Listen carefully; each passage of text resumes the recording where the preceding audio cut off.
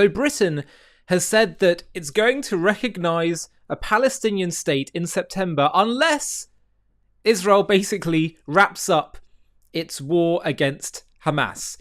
Now, the incentives here are utterly deranged and perverse, not to mention the fact that, as Mossab Hassan Youssef rightly said, October 7th didn't happen because Palestinians were denied a state, it happened because they were given one.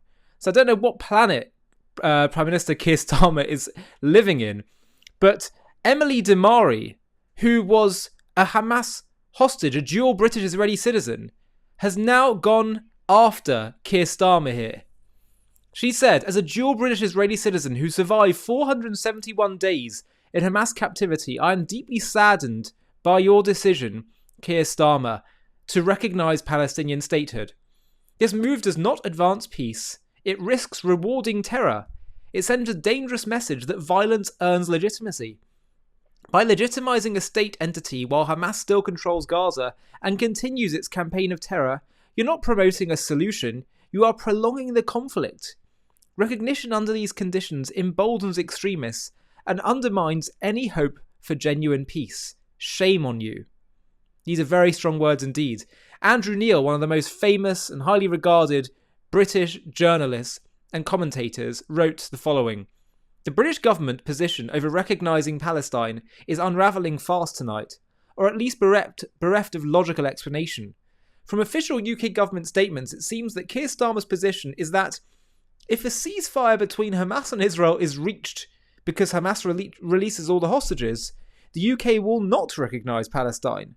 Not sure what's in it for Hamas. But if no ceasefire is reached because Hamas refuses to release all the hostages, the UK will recognise Palestine, whatever that means. Talk about perverse incentives. With Starmer in Downing Street and Lammy at the Foreign Office, they are increasingly the keystone cops of UK foreign policy. He's absolutely right.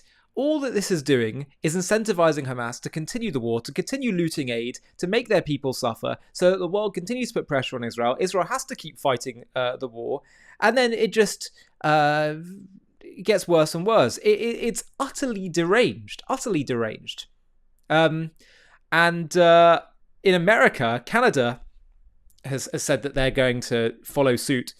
Mark Carney said he wants to recognise Palestine. Donald Trump just said that Canada has announced that it is backing State of Palestine. That will make it very hard for us to make a trade deal with them. Oh, Canada. And, what it seems like we're seeing down the tracks is, other than America, which is holding the line for now, Western countries are starting to turn on Israel. And interestingly enough, to me it seems that actually the big battleground that's coming ahead is not primarily between Israel and the Arab world, even though, yes, there's military battles that go on there. But in some ways, the longer strategic question is around the West and Israel, which is so messed up because the West should see Israel as a shining light, to see Israel as a beacon, as a strategic and critical ally, fighting a just and moral war.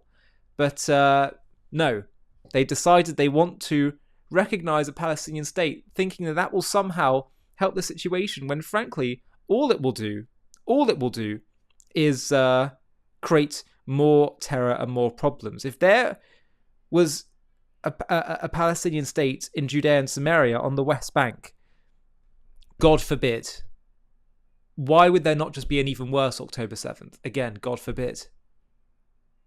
It all comes back to this consistent, persistent denial that the Palestinian cause is what it actually is, which is about ideological hatred. It was never about a legitimate grievance. I want to read to you the words of Melanie Phillips, who's spoken about Keir Starmer's latest announcement. She said as follows: Keir Starmer is widely thought to be boring but decent, technocratic but moderate, a bulwark of centrism against the crazies. This is wildly mistaken. He is monstrous. He said today the UK will recognise the state of Palestine by the UN General Assembly in September, unless the Israeli government takes substantive steps to end the appalling situation in Gaza, agree to a ceasefire, and commit to a long-term sustainable peace, reviving the prospect of a two-state solution. And this includes allowing the UN to restart the supply of aid and making clear there will be no annexations in the West Bank. Like French President Emmanuel Macron, who has also threatened to recognise Palestine at the UN in September, Starmer is thus rewarding Hamas for its barbaric and depraved pogrom in southern Israel on October 7, 23. He's blaming Israel, not Hamas, for the appalling situation in Gaza. This even though Hamas is responsible for the war by slaughtering 1,200 Israelis and others on October 7th, taking more than 240 of them hostage, and still refusing to release around 50 of them after 22 months incarceration, and stealing food and other aid with the intention of starving Gazans to get patsies like Starmer to say what he's just said. This is exactly Hamas's strategy. She's completely right, and Hamas seem to know they can count on the West to be their useful idiots. Far worse, Starmer is now threatening the Israeli victims of Hamas.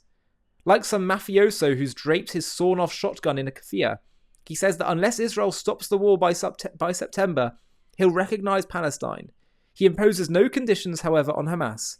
Israel alone gets the treatment. This is his threat, that unless Israel surrenders and gives Hamas a victory, which will enable it once again to slaughter Jews and take them hostage, he will recognise Palestine, whose entire purpose as a fictional construct is as a strategy to exterminate Israel, slaughter Jews, and steal their identity and their own ancestral homeland.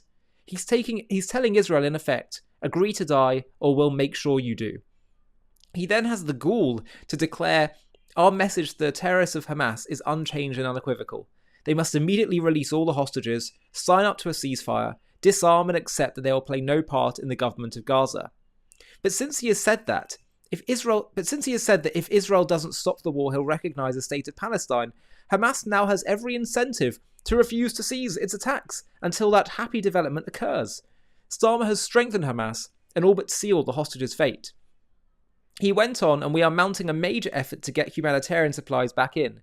By air and UK aid has been airdropped into Gaza today. This reinforces the lie that Israel was withholding aid, whereas Israel was allowing it in and the UN was refusing to distribute it unless this was handled by the UN and Hamas, which has been stealing it for itself, intending the Gazans to starve. No mention of that by Starmer. By demonising Israel in this way, Starmer is further fueling the rampaging Jew hatred which is consuming the country he leads. Whether he is kowtowing to Britain's increasingly powerful Muslim bloc or to his own hard left is irrelevant. Just as he campaigned for the hard left Jeremy Corbyn to become Prime Minister at the last general election while ostensibly holding his nose, he really believes he is being principled and decent while plumbing the depths of moral bankruptcy. This is not just hypocrisy, not just moral blindness. He and his wretched Labour Party are now a lethal threat to civilised values.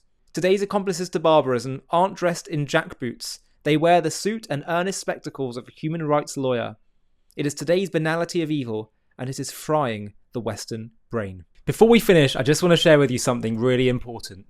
We are told that Israel's actions are the cause of the Israeli-Arab conflict, but we've just released a groundbreaking documentary proving that Arab Islamic Jew hatred far predates Israel's re-establishment.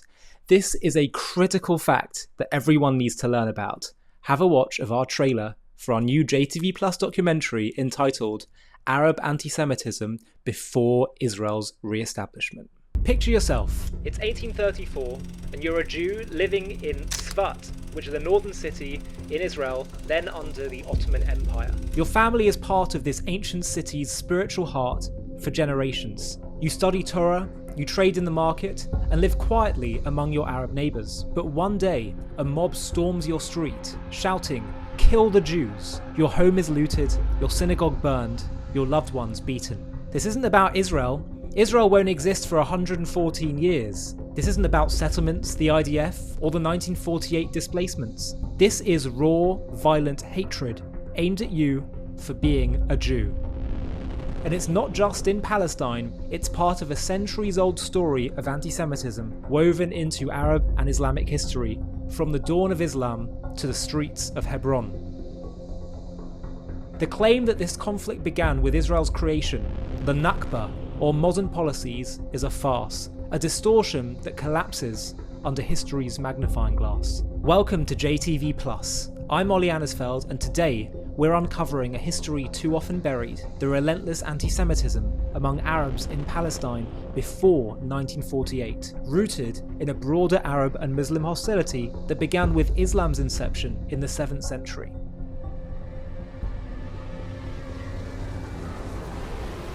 To watch this JTV Plus documentary and access much more premium content, click on the link in the video description.